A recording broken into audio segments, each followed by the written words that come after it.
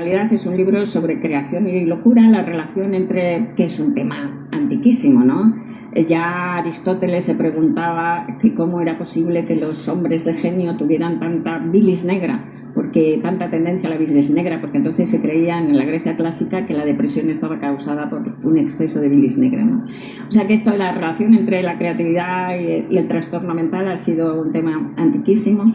Y eso se pregunta en el libro, pero se pregunta también efectivamente qué te lleva a escribir, qué es esa pulsión que te obliga a escribir, y no hay una respuesta. De hecho, estoy muy contenta con ese libro, que yo creo que para mí es uno de los libros de mi vida, porque contesta preguntas que han retumbado en mi cabeza toda la vida, ¿no? Desde siempre. Y hay varias respuestas, pero una de ellas, no hay varias respuestas, hay un montón. Para llegar al acto creativo, seas bueno o mal escritor, seas bueno o mal músico, no tiene nada que ver la calidad, ¿eh? Hablo simplemente de llegar a dedicar tu vida a vivir a eso, esa necesidad, esa pulsión del acto creativo.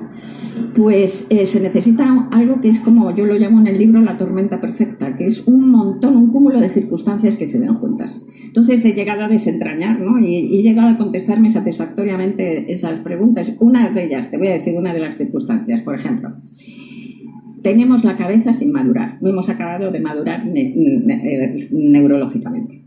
El cerebro humano tarda muchísimo en madurar. No madura hasta los 30 años, de hecho, cosa que cuando me enteré de esto comprendí muchas cosas. Entonces, uno de los pasos más importantes dentro de la maduración del cerebro humano se produce en la primera pubertad. Hasta ese momento, el cerebro de los niños está hiperconectado, ¿no?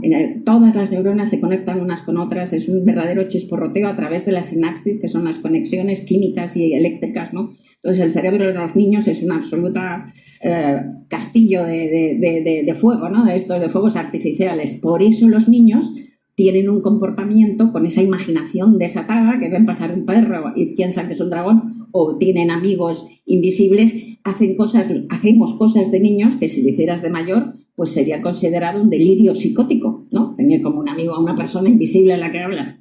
Los niños, porque tienen ese verdadero incendio, ¿no?, neurológico. Entonces, en la primera pubertad se produce ese paso importantísimo de maduración del cerebro, que consiste en una poda salvaje, una poda tremenda de las conexiones neurológicas que no son útiles para concentrar el cerebro en lo útil, que es muy bueno para la supervivencia y la evolución de la especie, ¿no? Es decir, para concentrar al cerebro en cazar bien mamuts, recolectar sin envenenar a la tribu, encontrar una pareja apropiada para tener descendencia, cuidar de esos descendientes hasta que puedan valerse por sí mismos, etcétera, etcétera.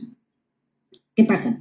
Que resulta que hay como un porcentaje indeterminado, pero que yo por otras razones calculo en el libro como un 20 algo por ciento, que no pasamos por esa poda, nos saltamos esa poda. Entonces nuestro cerebro no acaba nunca, o está minimizada, es mucho más pequeña. Entonces nuestro cerebro no acaba nunca de madurar del todo, siempre está hiperconectado. Y entre ese porcentaje están la gente con trastornos mentales y la gente que nos dedicamos a cosas creativas. Entonces, por ejemplo, yo creo que por eso, desde luego, ser loco, y uso la palabra loco, que es una palabra muy mala, no es exacta y tal, pero es lo que usamos habitualmente, ¿no? Ser loco no te hace artista, al contrario, te deshace.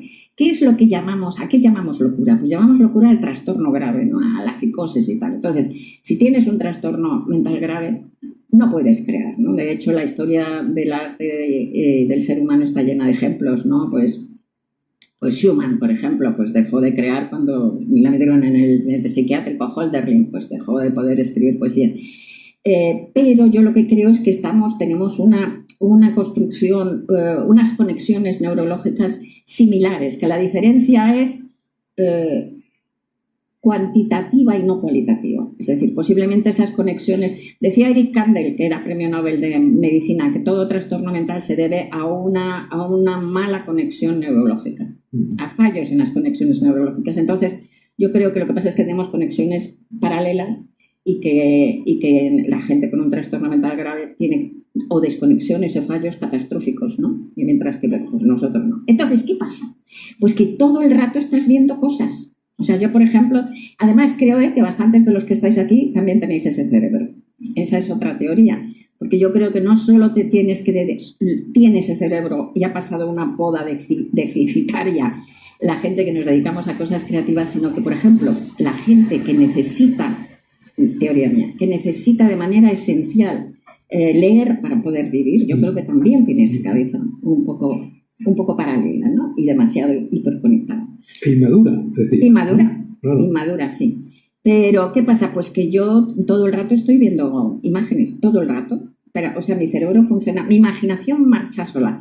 La inmensa mayoría de esas imágenes no van a parar a ningún lado. No sirven para un cuento, ni sirven para nada. Yo, además, no las convoco, están ahí, ¿no?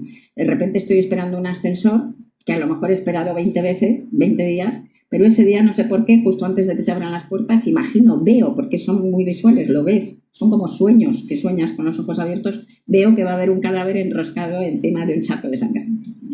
Uh-huh. Eso no me sirve para nada. El otro día hablé de esto en un acto en Bilbao con otra chica que también era Gemma Ruiz, que es periodista y tal, y que empezó a escribir novelas y a ella no le pasaba eso y tal, y estaba muy preocupada porque era una chica joven, porque no le pasaba eso. Entonces después lo comenté con Claudia Piñeiro, que es muy amiga mía, no sé si la conocéis, Claudia Piñeiro, escritora argentina, una grandísima escritora. Le dije, no, es que pasa esto, y dije esto, y la gente se sorprendió un poco de que viera, como tú, de que viera un cadáver antes de que se abra el ascensor. Y dijo Claudia, pero claro, ¿cómo no vas a imaginar que hay un cadáver cuando se va a abrir la puerta del ascensor? Es lógico, sí. Es lógico, ¿cómo no vas a imaginarlo, no? Por supuesto, ¿no? Entonces nos pasa eso, ¿no? Y todas esas cosas van por ahí dando tumbos en tu cabeza, está como la de los niños. Hasta que un día, de repente, una de esas cosas que se enciende por sí sola, te emociona tanto, te turba tanto, te llena de tanta curiosidad, te parece tan bella, que no te cabe en el pecho, no te cabe en la cabeza, y entonces te dices, yo esto tengo que contar, yo esto tengo que compartirlo. Y ahí es cuando nace una novela o un cuento o lo que sea. Así que fijaos qué bonito que desde el primer momento está el lector. Y es condición sine qua non, porque todo arte es comunicación. Necesitas el otro lado, si no, no existe.